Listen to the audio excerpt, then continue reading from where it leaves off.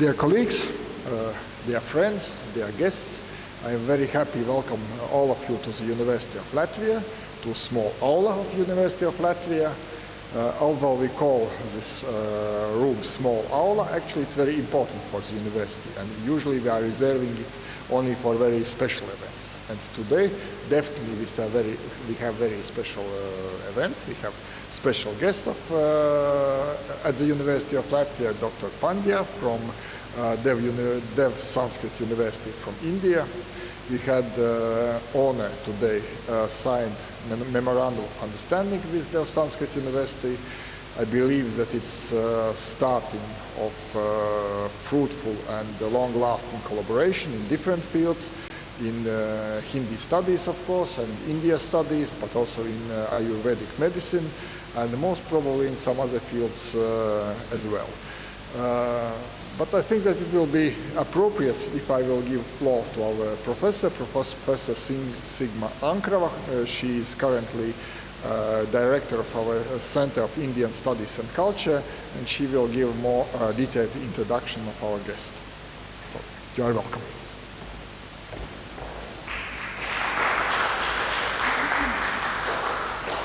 Labdien, dārgie kolēģi un draugi! Es runāšu latviešu valodā un mazliet gribu teikt ievadu vārdus par mūsu šīs dienas viesi. Šī ir tāda svētku nedēļa Latvijā, un arī mums šis ir ļoti priecīgs notikums, jo ir parakstīts šis sadarbības memorandums.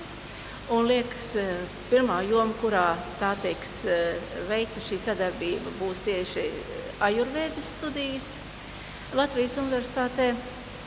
Un doktors Pandja nāk no izcils universitātes Indijā. Tā ir dibināta samērā nesen, bet tā ir privātā universitāte, kurā mācības studentiem notiek par brīvu. Un vienīgais atlases kritērijs ir, lai cilvēkam būtu visas tās īpašības, kādas ir vajadzīgas, lai kļūtu par izcilu zinātnieku un reizē sabiedrisko darbinieku. Doktors Pandja pats ir dzimis un uzaudzis ašramā, ko dibinājis viņa vectēvs, kurš ir arī šī labdarības fonda iedibinātājs. Ir apgūts tradicionālo Indijas medicīnu Indijā, studējis rietumu medicīnu apvienotajā karalistē, Wolverhamptonas universitātē un Londonā pēc tam. Un ir specializējies gerontoloģijā, psihiatrijā, un it īpaši Alzheimera slimības ārstēšanā. Doktors Pandja lasa lekciju kursus Indijas universitātē Dev Sanskriti par holistisku pasaules uzskatu un holistisku medicīnu. Un šodien mums ir tā retā iespēja viņa priekšnesumu dzirdēt arī šeit mūsu universitātē. Tāpēc ar lielu pateicību pieņemam šo iespēju. Lūdzu, jums vārds. The floor is yours, Dr. Pandya.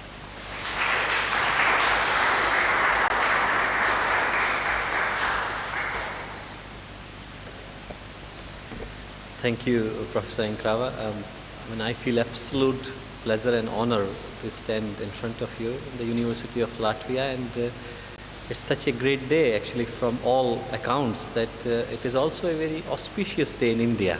And to have such a collaboration, although there are many auspicious days in India, but to have a collaboration between a university in Latvia and to have a university in India, and they're both representing unique values and vision, and to have this talk on this day is a great honor. When we had collaboration with an honorable rector was there, Professor Ankrava was there, then we were talking about Indian history and Latvian history and culture, and how these things could be merged together to form something valuable for future. And interesting that the talk is actually about the future of the mankind, that while on one hand we were talking about the history, we are also trying to merge that what values we can take for the future. And before I come to this topic, I just want to give a little introduction of the place that I come from, and then come straight to the subject that I am going to talk about. I come from a small place in India, but very auspicious place in India called Haridwar. It's one of the 7 holy cities. And an interesting university is there called Dev Sanskriti University, which is established by one of the renowned scholars from India, groundbreaking scholar, a very divine person, Pandit Sri Ram Sharma Acharya. He wrote more than 3,500 books and well revered, well respected in Indian scholastic society. And he had a vision of providing free education to the people. He had a vision that the people who are academically worth but financially unsustainable, we should provide them free education, because education should not be priced at any circumstances. So we work on this interesting principle of providing absolutely free education without taking any cost and no tuition fee, and only providing a residential environment where they have to pay for the accommodation itself. And to protect the values that we represent, but then to provide it in such a manner that the modern understandings can be culminated together is our main forte. So all the Indic disciplines, whether yoga or Ayurveda or Indian history and culture or Oriental studies, they are regularly taught in our university, and we have got many students from that area. This talk is actually about a subject that we also teach in our university. It's called scientific spirituality. To give an understanding of this concept, I would like you to imagine, like, what is the point of this concept of scientific spirituality. Basically, we are standing in the middle of two major disciplines in the society, science and spirituality. And if we really have to understand the concept that why they both are being talked together, imagine that we all fall asleep and go to 2 centuries back, that we are sitting in the 18th century at the moment, and immediately what we would realize that if we open our eyes and back into this time, everything is changed. This computer would not be here, light would not be there, technology would not be there. Everything has changed in last 2 centuries or so, and we have made significant progress. We have made progress in the terms of science, technology, all known disciplines of mankind, economics, sociology, anything, you name it. We have reached to the Mars, we have landed on the moon, we have done all the things that we thought possibly we would be able to do. Unfortunately, all the progress have been on this direction. In this process of finding more and more, satisfying ourselves more and more, we have lost ourselves. It's every individual. My discipline is psychiatry, and all the people that I meet, I feel that they are like alone islands. They have become so alone themselves that it is difficult to find that what really is the purpose of the life for human beings. We are like in this vast ocean, we are floating like an island from one place to another, without having any serious aim, purpose, motive, agenda and direction in the life. And these disintegrated individuals then leading to broken families, because if 2 people coming with completely broken personalities, there is difficult to get. And from broken families, the fractured societies are taking place. And I am not talking about one place, I am saying all over the world, wherever you go. So the idea is that we need to have the happiness in the life, but it should not be only from one extreme, but also from going inside. I remember a small story, and then I will come to this point. When Alexander the Great, he came to India, his master said that go and find a yogi from India. If I need one yogi to be with me in Rome. So Alexander the Great found one. He was sitting next to the river in the state of meditation, and Alexander approached him and said, you need to come with me. I'm going to take you to the Rome. And this person said, okay. He opened the eyes. He said, who are you? And Alexander said, I am Alexander the Great. He was amused that this person doesn't even know that who is Alexander the Great. So he said, I am Alexander. He said, what did you do to be called great? And Alexander said, well, I conquered half of the world. He said, okay, what are you going to do after you have conquered half of the world? He said, I am going to have a big, huge mansion, and then I am going to live in it. He said, what are you going to do after you have built the mansion? He said, then I would have all the servants, all the luxuries, all the amenities for me in this palace. He said, what would you have afterwards? Like, you have got the house, you have got the mansion, you have got the servants, you have got all the people. What are you going to do afterwards? And Alexander said, well, then I would do nothing. I would sit in peace and rest and feel absolutely satisfied. And that person said, why do you have to conquer half of the world to do that? I am doing it right now. You feel absolutely contented, and if you need to feel satisfied, then the journey is not outside. Idea is that we are too much in one direction, and both directions need to be meshed.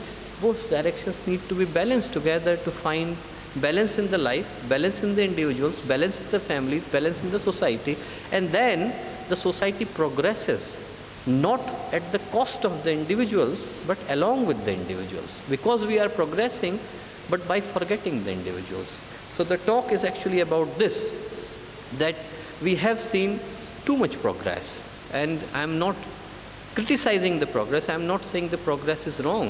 What I am trying to say, that we need to develop an understanding, we need to develop values, we need to develop knowledge to use the resources that we have developed in the most efficient manner.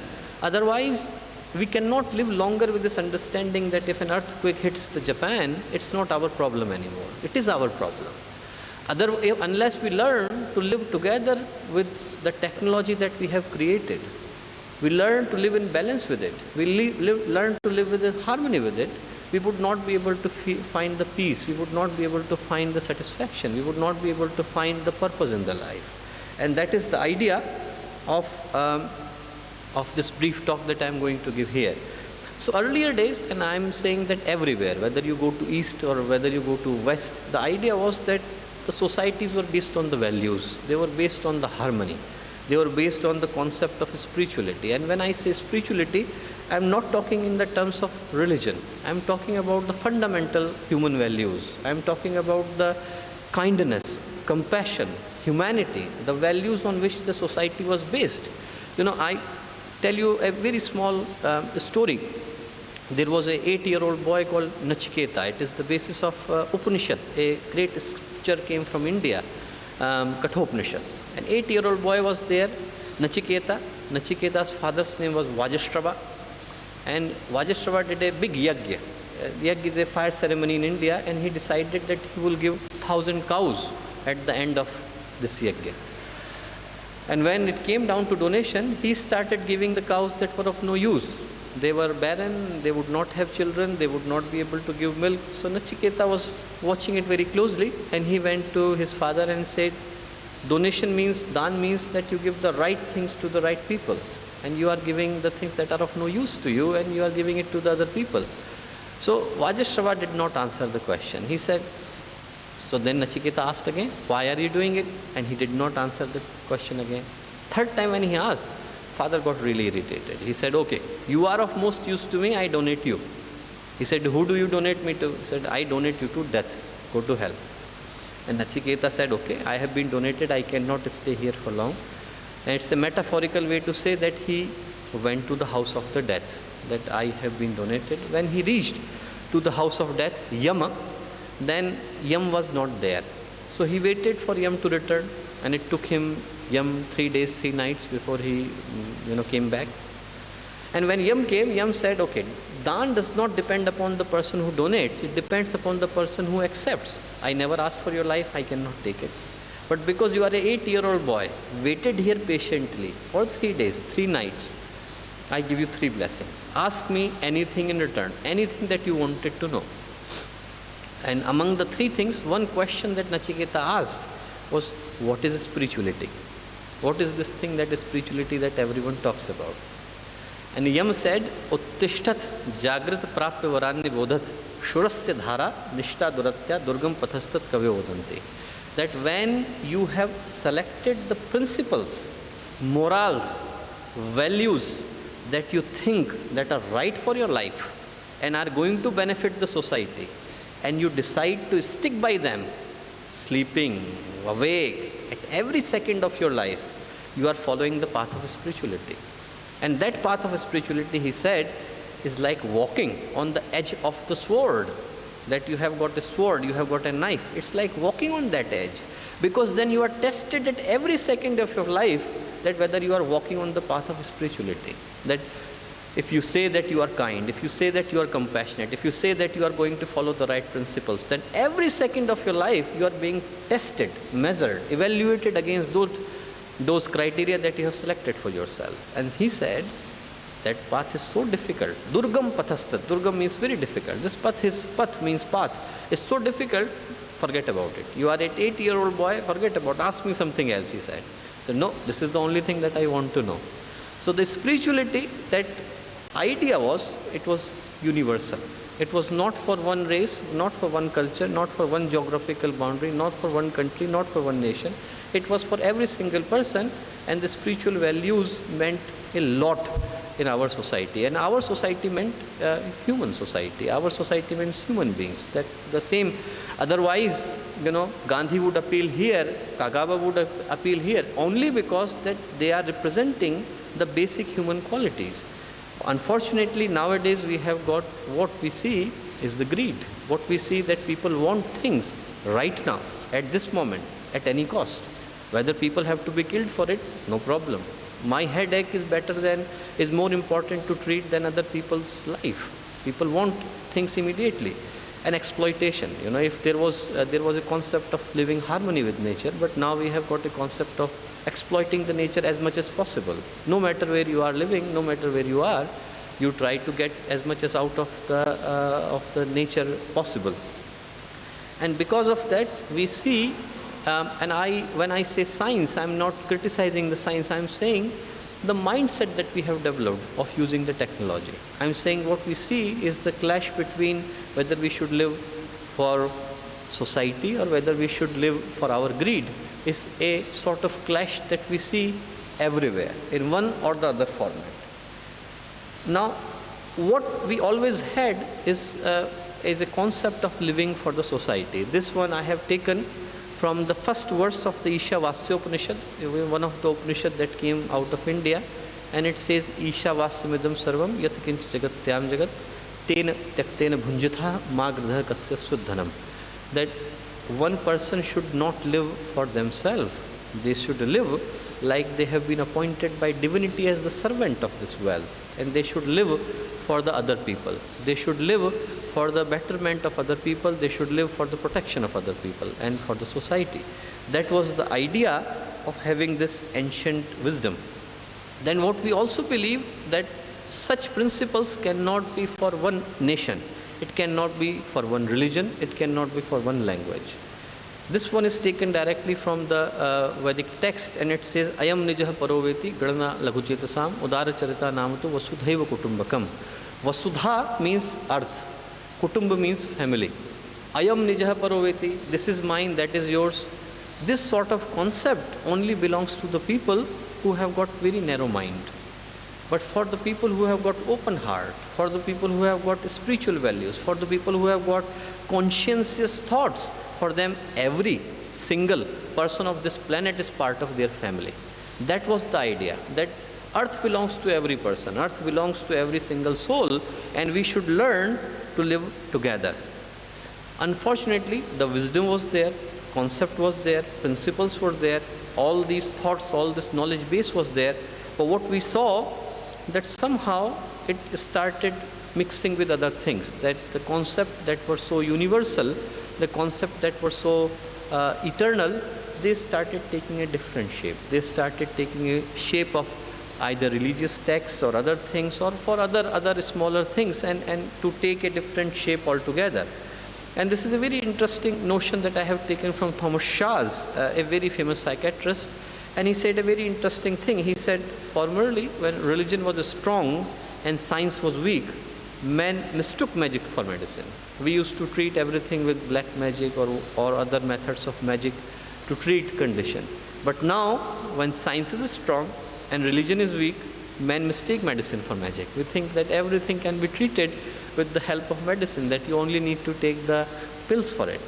But the truth lies somewhere in the middle, that we neither need completely this, we neither need completely that. We need to use the resources, the medicine that we have developed today, the science that we have developed today, the technology that we have developed today. We need to learn the best way to use it with a mindset that has got the principles inherent for the society. What we know, that the science which does not have a spiritual mindset leads to destruction. If you have the same energy, you have the same atom, either you can use it to produce energy or you can use it to produce bomb. Choice lies between us, what we would like to do with it. And similarly, the spirituality without the scientific approach becomes superstition, that people are following things without really knowing that what is the concept behind it. So both things are there, but they both need to be merged together. Idea is that technology is there, and as much as time, energy, resources we have invested in making this technology work, if we would have invested the same amount of time, energy and resources on the people who are going to use them, then we would not have the same situation. I mean, we created the bomb on the first place and now we are living in fear with it. We created the weapons on the first place, now we are living in fear of it. Only because that if there was a proper way, a proper understanding of the personality before, then we would not have to create anything destructive for the humanity. We would not have to cause anything. It's just use the same technology for the rightful resources. Taken from famous Albert Einstein, that science without religion is lame and religion without science is blind. That both things are there, spirituality is there, science is there, and this concept actually emerged in India of mixing both of them together when they both were considered absolutely opposite to each other. That either you follow a path of science or you follow a path of spirituality or religion, but you cannot have both. You have to choose one of them. And what actually we are trying to suggest here, it does not have to be either or. It does not have to be that one cannot live a life of absolute satisfaction in, say for example, in London or Riga or anywhere else. He does not have to leave everything. He does not have to run away from all the situation. He just have to learn to make the perfect balance and harmony with each other. If there are many people from yoga disciplines here, and if I can share one more small story to make it more clearly understood that why this balance is needed. Shukdev was a very famous scholar in India, author of famous Upanishads in India, and he went to Lord Krishna to ask him that who is the perfect yogi in his opinion. He asked him that who is the perfect yogi. And Krishna said, in my opinion, Janak is the perfect yogi. And Shukdev was surprised. He thought, Janak is a king. How can a king be a yogi? It should be someone sitting in the forest, someone sitting in the mountain. Vasishtha is there, Vishwamitra is there, so many rishis are there. Why did Krishna name a king? King sitting in the courtroom. So he went to see Janak, and Janak was having a normal courtroom, seeing lots of people, dance was taking place, all sorts of things happening as they would happen in the courtroom. And Shukdev was surprised. He said to Janak that, how do you maintain yourself in yoga, in this state of balance with, so many things happening around you? Shukdev said, I will answer your question, but before I answer your question, I ask you to go and see my capital. There are so many things to see, so many monuments, like in Riga, old Riga, so many monuments to see. Go and see them. So Shukdev said, okay. He said, but before you go, take this glass of oil with you. It's filled up to the mark, completely filled, up to the top. But if you drop a single drop, the soldier walking behind you would chop your head. He would cut your head. And Shukdev said, okay. So he went to see the capital and he returned after 9 hours. So then Janak said, okay, what did you see in my capital? He said, I saw nothing. I was looking at the glass all the time. He said, that's how I maintain the yoga. The moment you have got the balance inside, the moment you know where the balance lies, nothing around you would change anything. Nothing around you would affect or change your personality. It would not take it away.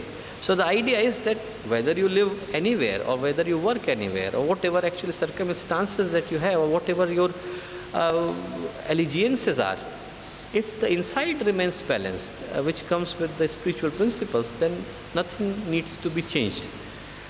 So idea is that why should not we synthesize them? Why should we have only a discipline of science or only a discipline of spirituality? We should have both of them working together if we have to provide something better for our children, or better for the future, better for the people who would come after us. This I have taken from Ted Perry.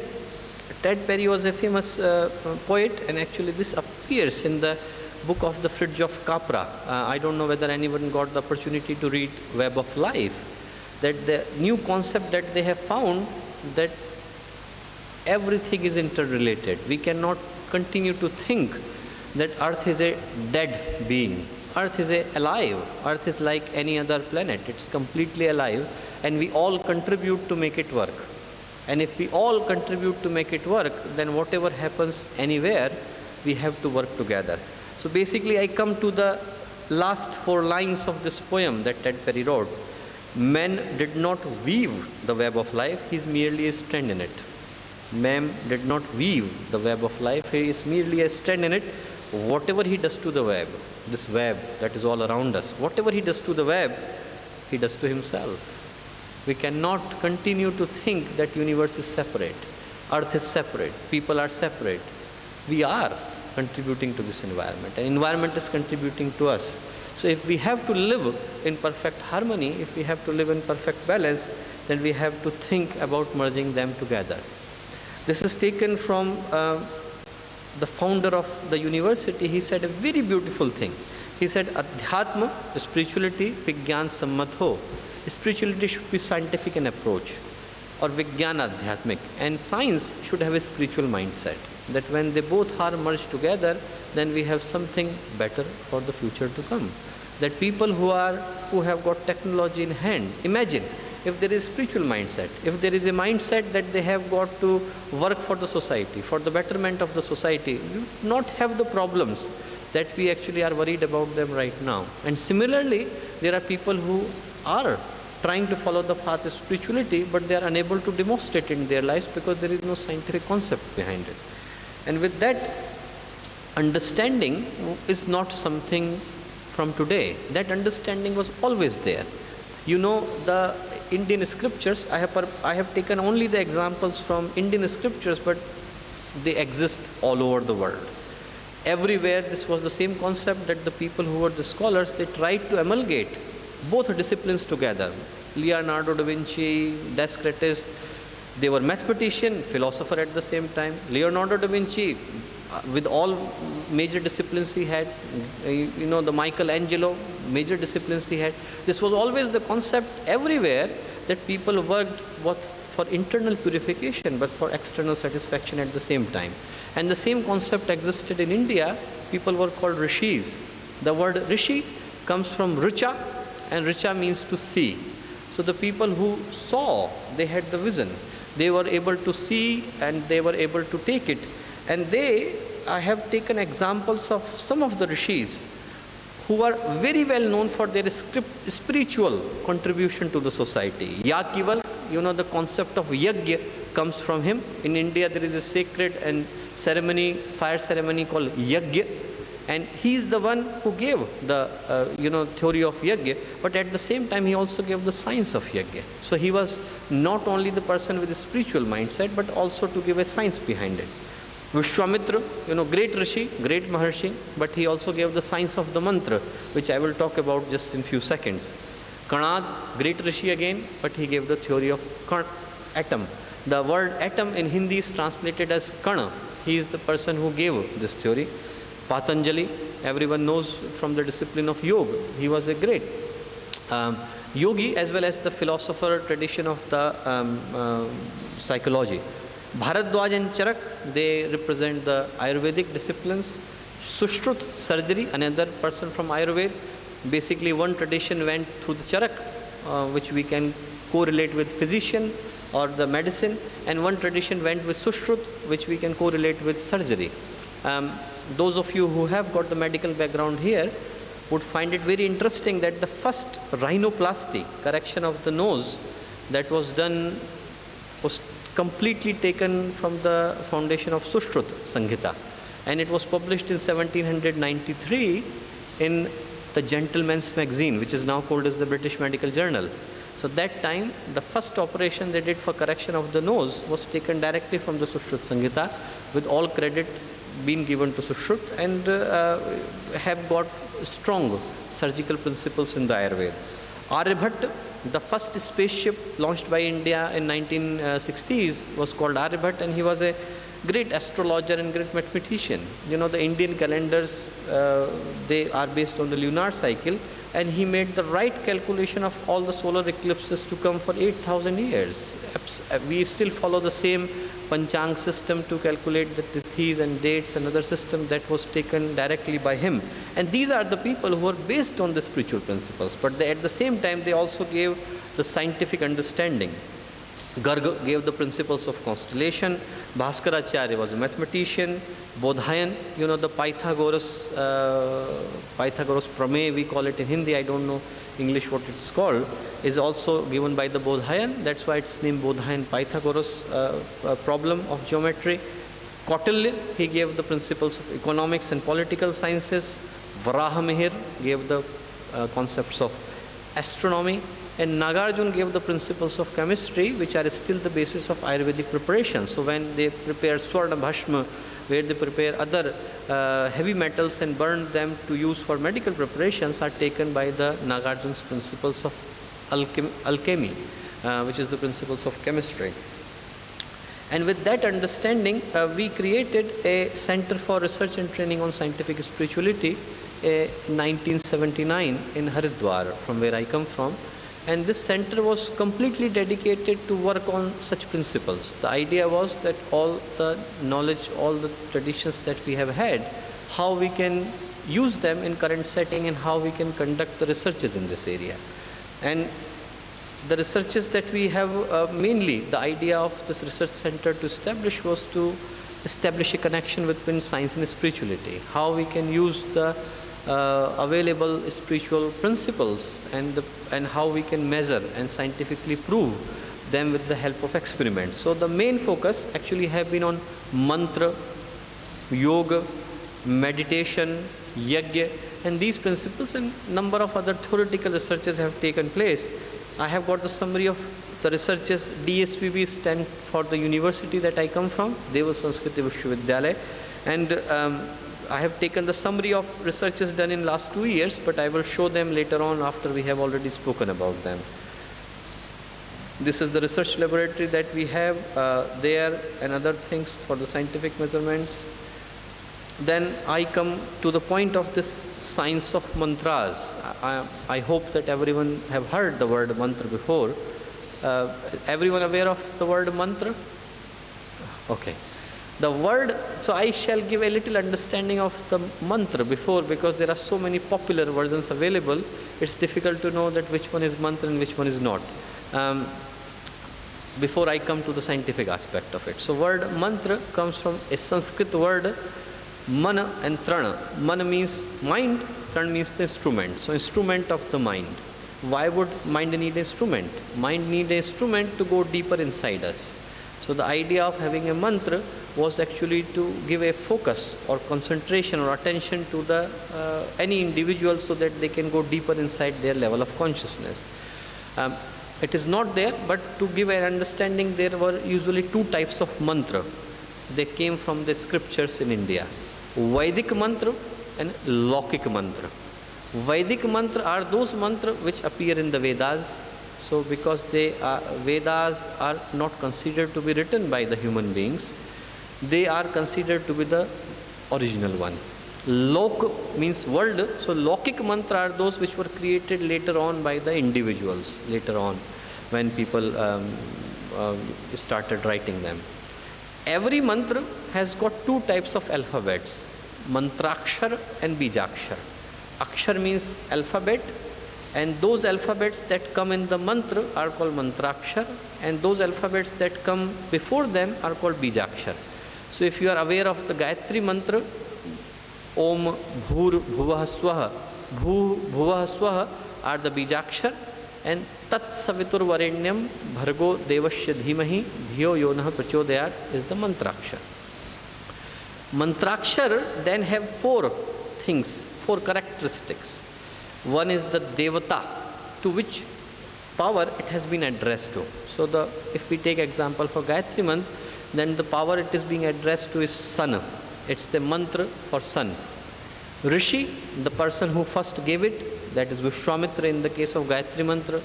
Chand, the way it would be sung, because mantra are the formation of the sound in a particular order to create a particular energy. So like,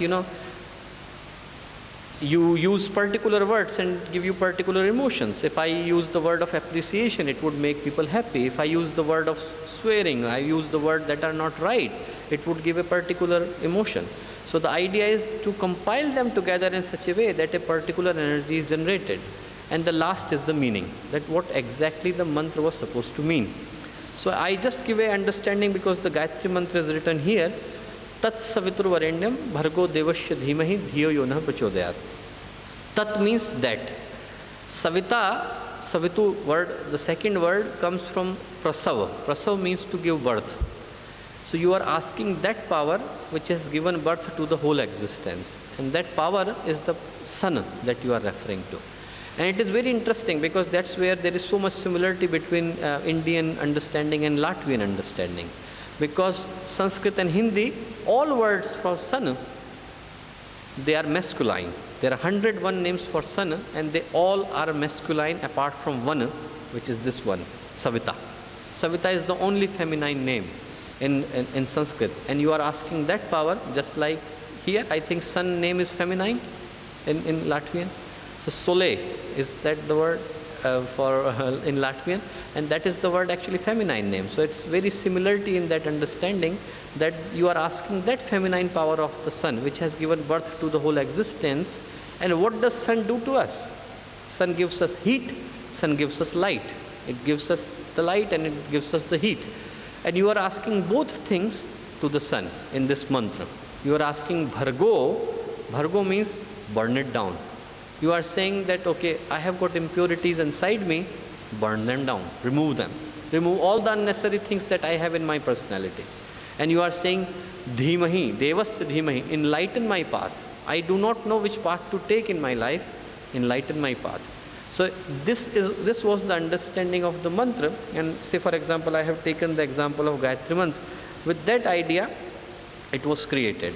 And the idea of having any mantra or sound was that it is based on the concept of the sound. You compile them together to produce a specific kind of energy.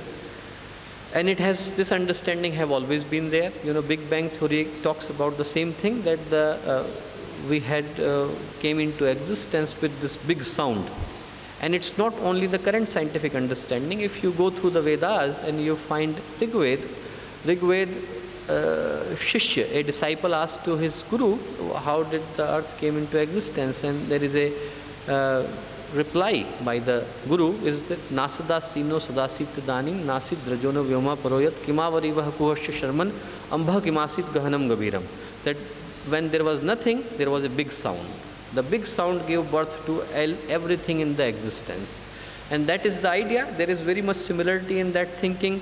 Then, of course, sound, if said in synchronized manner together, can also have destructive effects. This is a 1941 collapse of the bridge called Tacoma in Oklahoma, USA, which collapsed just 6 months after being built because of the synchronous movement of the army soldiers. Second World War was going and they were marching on that bridge, and it came down because of the synchronous movement of the army soldiers. So the sound itself can have a great much power.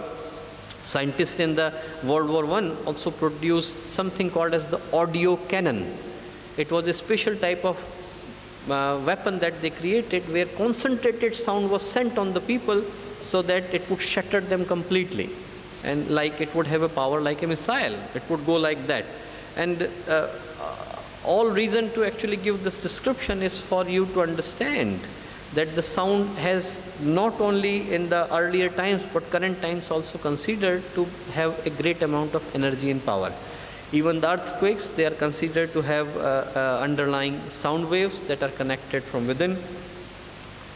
And then, of course, the concept of ragas in India, the Rag Deepak, Rag Malhar, there is a famous story associated with it, but because of the limited time, I will tell it some other time. But these were the idea, that you have the sound, you have the alphabets, you form them together, you compile them together in a particular fashion to give rise to a particular energy. And that was the idea of having a mantra. What mantras did, they did two things. They did something externally and they did something internally. The idea to do something externally was to create the vibrations of a particular place. So you go to church, you go to temple, you go to any place where there is already silence, in library or any other place, and you have a different kind of vibrations altogether. But you sit in a bar, you sit in a club, you sit in somewhere else, and you would have different vibrations altogether, because that place has been created by the vibrations that you have sent in that particular place. That was the external result of it. And then this is a very interesting piece of research that is conducted this year, maybe last year, in University of Pennsylvania, and I think they published it, if I am not incorrect, they published it by the name of the psychology of belief. What they did is that they have selected the people who have been doing meditation with any kind of mantra, not necessarily one kind of mantra, because concept of mantra, concept of recitation, particular sound is almost in every religion. You go to any religion, there is a concept of japa or recitation, and they collected all these people who have been doing it for a very long period of time, and they did the PET scanning, the positron emission tomography scanning for these people. And when they did it, what they found, something very interesting. They found that their visual occipital lobe was enlightened even when their eyes were closed. So if your eyes are closed, to make it very simple, if your eyes are closed, you do not see anything. You see darkness, because there is no visual source of light that is reaching to your eye. But in these people who are doing the meditation or jap or mantra for 20 years, their visual occipital lobe was still enlightened. And what they were very surprised, that how is this, and from which part this light is coming from. And this is a very fantastic research that they have just been published, and still the question remains. So the idea is that it does something to your brain. How and why, we still need to find out. So the consistent japa of the mantra has dual effects. That's what we were talking about, that externally it generates the vibrations in the surrounding space. It creates a particular vibration in that area. So people, when they come in the contact of that vicinity, they feel a particular sort of vibration. And internally, it is supposedly actually work on the subtle endocrine glands inside the body, and that's why people feel different types of peace, calmness, happiness inside when doing the same sort of mantra for a long period of time. Now, these are the images for the same experiment that I talked about. Now, there are psychological basis of the effects of the jap, because if you are doing it, the idea of doing the psychological effects of the jap, so you have got an external effect of the jap, you have got an internal effect of jap, and you have got psychological effect of jap. Psychological effect of jap is that if you are rehearsing it again and again with a particular feeling, you start getting the result. There is a very famous story of a robber in India called Valmiki, and he was killing people, and one day he met this sage who was coming, and he decided to murder him. He said, I want your money, give me back. So he said, okay, I am happy to be killed, no problem, but tell me why you are killing me. He said, I am killing you for my family. He said, why don't you go and ask your family whether they are happy to share the sins that you are committing by killing me. So he went to his family, and family said, no, we want money, but we do not want anything to do with your sins. Sins are completely yours. Money is okay, money we can take. So he was shocked. He said, I am doing it for my family for such a long time, and I never realized that actually they are not going to share the negative effects of negative consequences of this action. So he returned back to sage and said that, okay, give me the direction for my life. I have committed enough sins in my life. But do not give me something complicated. I need something very simple, because I am illiterate, I cannot read much. So sage Narad, he said, okay, do simple thing, say Ram, Ram, Ram, Ram, and with full pure heart, pure devotion. And he started saying Ram, Ram, Ram, Ram, doing meditation. Forgot after a while that he was supposed to say Ram. So he started saying Mara, Mara, Mara, Mara. Mara means dead body. So he was saying dead body, dead body, dead body. And he still achieved the enlightenment. Idea behind the morale of the story is that actually it's not only about what you say and how you say it, it's your feeling associated with it. If you have got pure heart, if you have got pure devotion, the results still come to you. The results are still there. The heart should be pure. The emotions should be pure. The feeling should be pure. And that was the idea of having any jap or meditation, and they have been uniformly regarded in almost all religions, all schools of philosophy as the essential requirement for spiritual enlightenment. Then there is an interesting concept. I think this is the last one before we're going to end this talk, and I would come to the researches. Initial days in India, there was a very interesting thing, yantra and mantra. The rishis, they had a very interesting concept of amalgamating both of them together. Yantra meant instrument. This is an instrument, this is a yantra. And mantra was the mantra, like I gave the description. But yantra was useless without a mantra. So yantra would have the power only if mantra is invested into it. And mantra would have the power only if a purified personality is saying it. Otherwise, it's like saying A, B, C, D, E, F, G. It's not going to make any difference. Idea is that if a purified personality is saying, mantra would be effective, and mantra would only be able to have an effect in compilation with the yantra. This is the same approach that we talk about when we talk about amalgamating science and spirituality, because yantra is a science.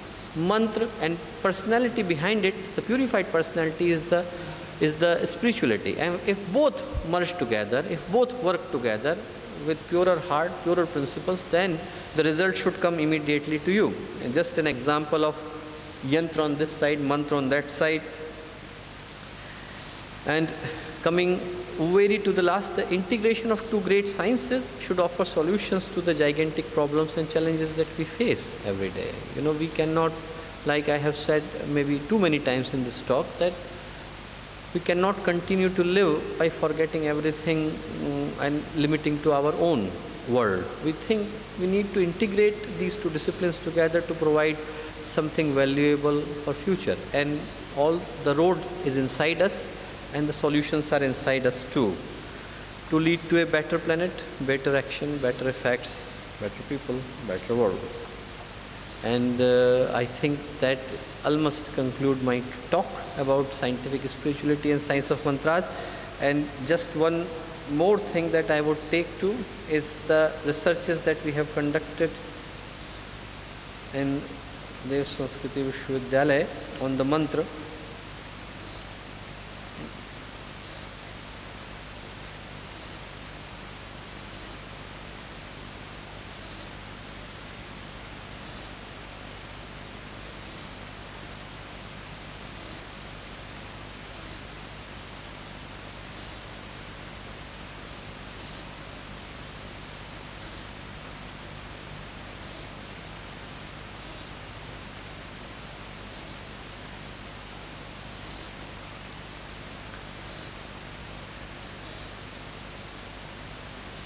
These are some of the researches that we conducted in last few years, I would say.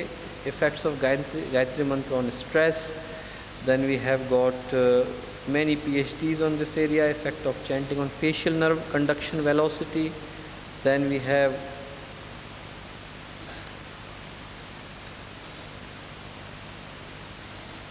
I'm not going into detail of all these researches, but anyone who is interested can speak to me later on, and I would be happy to share it with them.